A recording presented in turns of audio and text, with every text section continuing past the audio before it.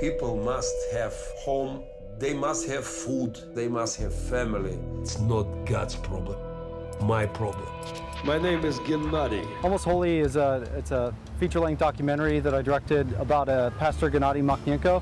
He's sort of a vigilante priest, social worker, activist in eastern Ukraine in a city called Mariupol. I got connected to Gennady's story by some other filmmakers that had traveled to Ukraine.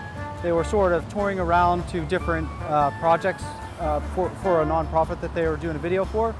And that's when they came across Gennady, the subject of the film. And he basically, was very interesting and exciting. Gennady showed up and started telling stories about sort of these harrowing raids and things he's done in the past to try to help homeless drug addict kids. We take children from street, we find a family for them.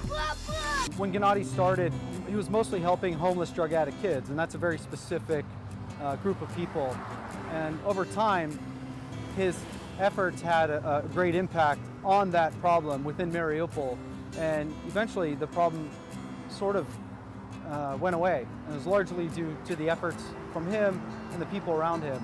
So sad, but that's Ukraine.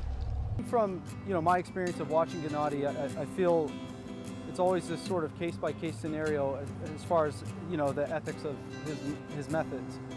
Surely, at first glance, especially from a Western perspective, from my perspective, it was intense and harsh, and it would never make sense to apply those same methods here, I don't think.